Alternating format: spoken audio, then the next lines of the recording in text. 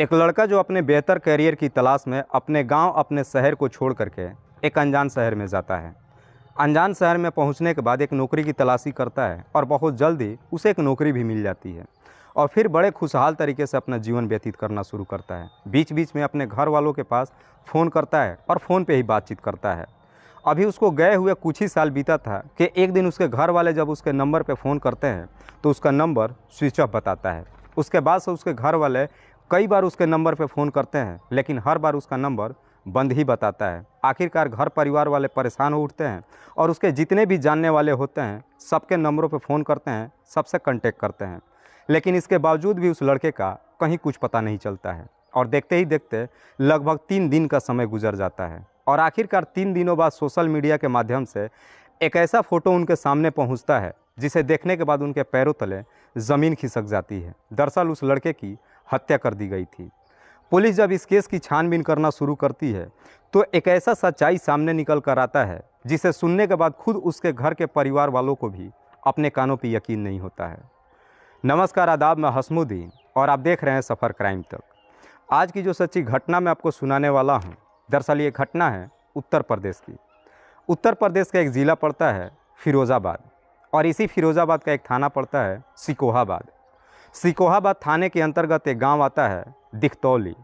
बात कर रहा हूं मैं 14 नवंबर 2022 के दोपहर के लगभग 1 बजे के आसपास। इसी दिखतौली गांव के बगल से एक रोड गुजरता है और उस रोड के किनारे गांव के कुछ चरवाहे अपने जानवर को लेकर के खेतों में घुमा रहे थे। तभी उन चरवाहों में से एक की नज़र एक बंद बोरी पे पड़ती है जो पेड़ के नीचे पड़ा हुआ था। जब चरवाहा बोरी के नज़दीक पहुंचता है तो देखता है कि दरअसल बोरी में ढेरों सारा खून लगा हुआ है। उसकी चीख पुकार सुन करके बाकी चरवाहे भी पहुंचते हैं तो देखते हैं कि दरअसल एक बोरी पड़ा हुआ है और उस बोरी में ढेरों सारा खून लगा हुआ है। सारे चरवाहे देख करके समझ जाते हैं कि उस बोरी में कोई डेड बॉडी पड़ा हुआ है। तुरंत ही इस बात की खबर सिकोहाबाद पुलिस थाने में दे देते हैं। पुलिस भी तुरंत घटनास्थल पर पहुंचती है और उस बोरी को अपने कब्जे में ले लेती है। लेकिन पुलिस जब उस बोरी को ओपन करती है तो उस बोरी में से लगभग 33 से 34 साल के आसपास एक व्यक्ति का डेड बॉडी बाहर निकलता है, जिसके शरीर पे ढेरों सारे चोट के निशान लगे हुए थे। उसके एक हाथ पे बबलू सिंह नाम गोदा हुआ था और दूसरे हाथ पे ओम लिखा हुआ था। पुलिस जब उस व्यक्ति के बारे में वहाँ के चरवाहों से पूछताछ करती है तो वहाँ के चरवाहे कोई भी उस व्यक्ति की शिनाख्त नहीं कर पाता है। आखिरकार पुलिस उस डेड बॉडी को अपने कब्जे में लेती है और पोस्टमार्टम के लिए भेज देती है। पोस्टमार्टम रिपोर्ट जब आती है तो उसे साफ खुलासा हो जाता है कि उसके शरीर पे किसी भारी हथियार को कई बार वार किया गया था, जिसकी वजह से उसके शरीर से काफ़ी मात्रा में खून बह चुका था, जिसकी वजह से उसकी मौत हो चुकी थी।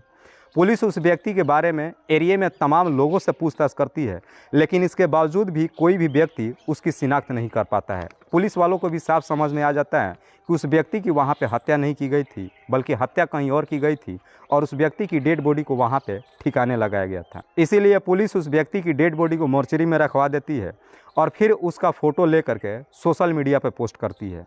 लगभग 3 दिन का समय गुजर जाता है, लेकिन इसके बावजूद भी कोई भी व्यक्ति थाने नहीं पहुंचता है और उस डेड बॉडी के बारे में पूछताछ नहीं करता है। जब 3 दिन का समय गुजर जाता है, आखिरकार पुलिस ही 3 दिन के बाद उस व्यक्ति की अंतिम संस्कार कर देती है। और अगले दिन 19 नवंबर 2022 को 2 लड़के सिकोहाबाद पुलिस थाने पहुंचते हैं और उस फोटो को पुलिस वालों को दिखाते हैं और कहते हैं कि साहब ये फ़ोटो हमें सोशल मीडिया के माध्यम से मिला है। दरअसल मैं इस लड़के को जानता हूं। पुलिस जब उस लड़के से पूछताछ करती है तो उसमें से एक लड़का कहता है कि साहब उसका नाम बबलू सिंह है और वो मेरा बड़ा भाई है। पुलिस उस लड़के से पूछताछ करती है कि तुम्हारा नाम क्या है और तुम रहने वाले कहाँ के हो। इस पर लड़का जवाब देता है कि साहब मेरा नाम अभय सिंह है और मैं बिहार प्रदेश के जिला पश्चिमी चंपारण के लोरिया थाना के मरेहिया गाँव का रहने वाला हूँ। पुलिस फिर से अभय से पूछताछ करती है कि आखिरकार तुम्हारा भाई बबलू सिंह उत्तर प्रदेश के सिकोहाबाद में कैसे पहुंचा। इस पर अभय पुलिस वालों को जवाब देता है कि साहब मेरा भाई राजस्थान प्रदेश के भिवाड़ी में बिल्डिंग का काम करता था, मुझे भी नहीं पता कि मेरा भाई सिकोहाबाद में कैसे पहुंचा। आखिरकार पुलिस अभय के ही तहरीर पे अज्ञात लोगों के विरोध में धारा 302 के तहत मुकदमा दर्ज करती है और फिर इस केस की छानबीन करना शुरू करती है। पुलिस इस केस की छानबीन करने के लिए सबसे पहले अभय से बबलू का मोबाइल नंबर मांगती है ताकि पता चल सके कि आखिरी बार बबलू ने किससे बातचीत किया था और उसका आखिरी लोकेशन क्या था। पुलिस जब बबलू के मोबाइल के CDR के साथ साथ आखिरी लोकेशन निकालती है तो बबलू के मोबाइल का आखिरी लोकेशन इसी सिकोहाबाद के ओम नगर गाँव का दिखाता है। बबलू के मोबाइल के CDR में एक ऐसा नंबर मिलता है जिसे पता चलता है कि उस नंबर पर बबलू पिछले कई महीनों से लगातार बातचीत करते आ रहा था। पुलिस जब उस नंबर का डिटेल्स निकालती है तो पता चलता है कि वो नंबर किसी ज्योति के नाम पर रजिस्टर्ड है और ये ज्योति इसी ओमनगर गांव की रहने वाली है। इस केस में पहला नाम ज्योति का आता है, इसीलिए पुलिस बिना समय गंवाए ही ज्योति के घर पे पहुंचती है। लेकिन पुलिस जब ज्योति के घर पे पहुंचती है तो ज्योति घर पे नहीं मिलती है, बल्कि उसका भाई शेखर मिलता है। पुलिस जब शेखर से ज्योति के बारे में पूछताछ करती है तो शेखर कहता है कि साहब ज्योति का 6 महीने पहले ही शादी हो गई है। पुलिस तुरंत ही शेखर को ही अपने कस्टडी में लेकर के थाने पहुंच जाती है और फिर पुलिस शेखर से ज्योति के बारे में पूछताछ करती है कि ज्योति की शादी कहां पे हुई है और किससे हुई है। इस पे शेखर बताता है कि साहब ज्योति की शादी बॉबी से हुई है, जो कटरा मीरा गांव का रहने वाला है। इससे पहले कि ज्योति को इस बारे में मालूम चल सके कि शेखर को पुलिस ने अपने कस्टडी में ले लिया है, पुलिस बिना समय गंवाए ही ज्योति के ससुराल पहुंच जाती है और फिर ज्योति को भी अपनी कस्टडी में लेकर के थाने पहुंच जाती है और फिर ज्योति के सामने मोबाइल का सारा CDR रख करके और ज्योति से पूछताछ करना शुरू करती है। आखिरकार ज्योति के सामने भी अब कोई रास्ता नहीं बचता है और ज्योति भी तुरंत अपना जुर्म कबूल कर लेती है। ज्योति बताती है कि उसका एक रिश्तेदार है जिसका नाम है मोहन, जो राजस्थान प्रदेश के भिवाड़ी में काम करता है। मोहन जहाँ पे काम करता है उसी कमरे में बबलू भी रहता है। दरअसल मोहन और बबलू दोनों दोस्त होते हैं। मोहन अक्सर ज्योति के नंबर पर फ़ोन करता है और उससे बात करता है। एक दिन बबलू मोहन से पूछता है कि तू किससे बात करता है। इस पे मोहन कहता है कि वो मेरी एक रिश्तेदार है। इस पे बबलू मोहन से कहता है कि मुझे भी उसका नंबर दो, मुझे भी उससे बात करनी है। मोहन आगे पीछे कुछ भी नहीं सोचता है और ज्योति का नंबर बबलू को दे देता है। एक दिन बबलू ज्योति के नंबर पर फ़ोन करता है और उससे पूछता है कि क्या तुम ज्योति बोल रही हो। इस पे ज्योति पूछती है कि तुम कौन हो। तो इस पे बबलू कहता है कि मैं मोहन का दोस्त बबलू हूँ। जैसे ही मोहन का नाम लेता है ज्योति भी बबलू से बातचीत करना शुरू कर देती है। बबलू इस कदर से ज्योति से बात करता है कि कहीं ना कहीं ज्योति को भी बबलू की बातें अच्छी लगती है और फिर दोनों में बातचीत होना शुरू हो जाता है। दोनों बहुत जल्द ही दोस्त बन जाते हैं। एक बार जब दोनों दोस्त बन जाते हैं उसके बाद से अक्सर बबलू और ज्योति के बीच में बातचीत होना शुरू होता है। जब यूँ ही बातचीत का सिलसिला चलना शुरू होता है, आखिरकार कुछ दिनों के बाद ये दोस्ती प्यार में बदल जाता है और दोनों के बीच में लव अफेयर शुरू हो जाता है। जब दोनों के बीच में लव अफेयर शुरू होता है, इस बात की जानकारी ना तो बबलू के घर परिवार वालों को मालूम चलता है और ना ही ज्योति के घर के परिवार वालों को मालूम चलता है। एक दिन ज्योति बबलू के नंबर पर फ़ोन करती है और कहती है कि मुझे तुमसे मिलना है।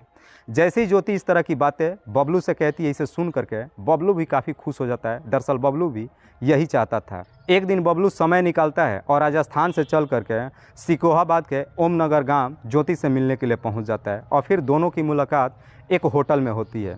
जब पहली बार बबलू और ज्योति की मुलाकात होती है, पहली मुलाकात में दोनों के बीच में संबंध बनता है। जब पहली बार बबलू ज्योति से मुलाकात करता है, ज्योति के ऊपर ढेरों सारे पैसे भी खर्च करता है। पहली मुलाकात में बबलू ज्योति का दीवाना हो जाता है और उसके बाद से जब ये सिलसिला चलना शुरू होता है, उसके बाद से कभी थमने का नाम ही नहीं लेता है। अक्सर बबलू राजस्थान से चल करके ज्योति से मिलने के लिए आता है। 1-2 दिन का समय गुजरता है और फिर वापस राजस्थान चला जाता है। लेकिन जब भी बबलू आता है ज्योति से मिलने के लिए, ढेरों सारे पैसे खर्च करता है। एक दिन बबलू जब ज्योति से मिलने के लिए आता है, होटल में जब दोनों मुलाकात करते हैं, उस वक्त मुलाकात की कुछ आपत्तिजनक फ़ोटो और वीडियोज़ बबलू अपने मोबाइल में कैप्चर कर लेता है। लेकिन जैसे ही राजस्थान वापस जाता है, फिर से ज्योति के नंबर पर फ़ोन करता है और ज्योति से शादी करने के लिए बात करता है। इस पे ज्योति बबलू के बातों को टालते हुए कहती है कि अभी मैंने अपने घर परिवार वालों से शादी के लिए बात नहीं किया है। एक बार जब मैं अपने घर परिवार वालों से शादी के लिए बात कर लूँगी तो हम फिर दोनों शादी भी कर लेंगे। लेकिन ज्योति बबलू से प्यार ही नहीं करती थी। दरअसल ज्योति बबलू को केवल यूज कर रही थी। बबलू ज्योति के लिए सिर्फ और सिर्फ एक ATM था। ज्योति के सारे शौक को बबलू पूरा कर रहा था। समय जब यूं ही गुजरना शुरू होता है, आखिरकार बबलू ज्योति से शादी करने के लिए उसके पीछे पड़ जाता है। लेकिन ज्योति कभी भी बबलू से शादी करना ही नहीं चाहती थी। देखते ही देखते आखिरकार एक दिन ज्योति के घर परिवार वाले ज्योति का रिश्ता तय कर देते हैं बॉबी से और फिर लगभग 6 महीने पहले ज्योति शादी करके अपने ससुराल चली जाती है। लेकिन शादी करके जब ससुराल जाती है, इस बात की जानकारी अपने आशिक बबलू से नहीं बताती है और उसके बाद से अपने ससुराल से ही ज्योति बबलू से बातचीत करती है। ससुराल में जब रहती है उस वक्त भी बबलू जब ज्योति के नंबर पर फ़ोन करता है, उसे शादी करने के लिए दबाव देता है। लेकिन इसके बावजूद भी ज्योति बबलू से सच्चाई नहीं बताती है और उसके बातों को टालते जाती है। कहीं ना कहीं बबलू को भी अब समझ में आ जाता है कि ज्योति उसे शादी नहीं करना चाहती है। इसलिए एक दिन बबलू जब ज्योति के नंबर पर फ़ोन करता है तो कहता है कि तुम मुझसे शादी कर लो, और अगर तुमने मुझसे शादी नहीं किया तो जो भी मेरे पास वो आपत्तिजनक फ़ोटो और वीडियोज़ है मैं उसे सोशल मीडिया पे वायरल कर दूंगा। जैसे इस तरह की बातें बबलू ज्योति से कहता है, इसे सुन करके ज्योति काफ़ी डर जाती है। अब उसे अपने पिछले कर्मों पे अफसोस होता है। ज्योति को लगता है कि मैंने शायद गलत कदम उठा लिया था और उसका भरपाया अब मुझे देना पड़ेगा। अब अक्सर बबलू की बातें ज्योति के कानों में गूंजना शुरू हो जाता है, जिसके वजह से ज्योति काफ़ी परेशान रहना शुरू हो जाती है। ज्योति को डर सताने लगता है, इसीलिए एक दिन एक फैसला लेती है और इस बात की सारी सच्चाई अपने पति बॉबी से बता देती है कि शादी से पहले मेरा बबलू के साथ में लव अफेयर चल रहा था। हम दोनों मुलाकात भी किए थे और हम दोनों के बीच में संबंध भी बना था, लेकिन उस संबंध के वक्त का कुछ आपत्तिजनक फ़ोटो और वीडियोज़ बबलू ने अपने मोबाइल में रिकॉर्ड कर लिया है और अब वो मुझे धमकी दे रहा है, कह रहा है कि उस फोटो और वीडियोज़ को मैं सोशल मीडिया पर वायरल कर दूंगा। जैसे ही ज्योति ये सारी सच्चाई अपने पति बॉबी से कहती है, इसे सुन करके बॉबी आग बबूला हो उठता है। बॉबी को डर सताने लगता है कि अगर वाकई में बबलू ने इस तरह का स्टेप ले लिया तो वो कहीं भी समाज में मुंह दिखाने लायक नहीं रहेगा। इसीलिए बॉबी बबलू को इस दुनिया से हटाने का एक षड्यंत्र बना देता है। लेकिन बॉबी इस षड्यंत्र में अपने पत्नी के साथ साथ अपने छोटे भाई राजकुमार और अपने साले शेखर को भी शामिल कर लेता है और इसी षड्यंत्र के तहत बॉबी अपनी पत्नी ज्योति को लेकर के उसके मायके ओमनगर पहुंच जाता है। और इसी षड्यंत्र के तहत 13 नवंबर 2022 को ज्योति बबलू के नंबर पर फ़ोन करती है और अपने घर पे ही मिलने के लिए बुलाती है। बबलू भी खुशी खुशी से ज्योति से मिलने के लिए उसके घर पे पहुंच जाता है। रात्रि के करीब 8 बजे के आसपास ज्योति के घर पे पहुंचता है। उस वक्त ज्योति बबलू को लेकर के अपने कमरे के अंदर जाती है और डबल बेड पे उसे बिठा देती है और फिर उससे प्यारी प्यारी बातें करना शुरू करती है।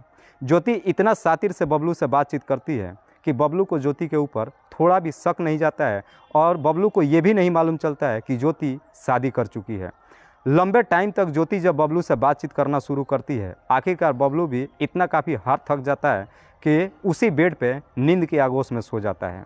जैसे ही गहरी नींद में सोता है, ज्योति तुरंत ही अपने पति को इशारा करती है। उसके बाद ज्योति का पति बॉबी और उसका साला शेखर अपने हाथ में एक सरिया लेकर के आते हैं और बबलू को सोए हुए सर पे काफ़ी तेज़ से वार करते हैं। इतना काफ़ी तेज़ वार करते हैं कि बबलू चीख भी नहीं पाता है और उसके बाद से उसके शरीर पे एक पर एक कई सारे वार करते हैं, जिसकी वजह से बबलू के शरीर से काफ़ी मात्रा में खून बह जाता है और वहीं पे बबलू की मौत हो जाती है।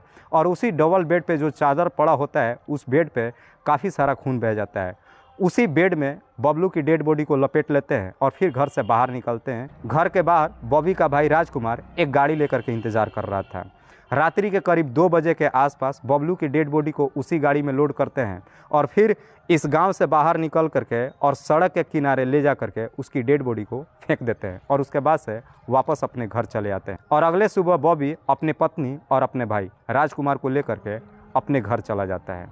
वाकई में दोस्तों, जब ये पूरी कहानी ज्योति पुलिस वालों को बताती है तो ज्योति के तहरीर पे पुलिस तुरंत ही ज्योति के पति बॉबी और उसका भाई राजकुमार इन चारों को अपने कस्टडी में लेती है। फिलहाल पुलिस ने इन चारों को अपने कस्टडी में लेकर के इन सब पे गंभीर धाराओं में मुकदमा दर्ज करके जेल भेज दी है। दोस्तों, इस कहानी को सुनाने का उद्देश्य मुझे किसी को परेशान नहीं करना है, किसी को तकलीफ़ नहीं पहुंचाना है। बस आपको बताना है आप जहां भी रहे सुरक्षित रहें और अपनों का ख्याल रखें। तब तक के लिए जय हिंद, जय भारत।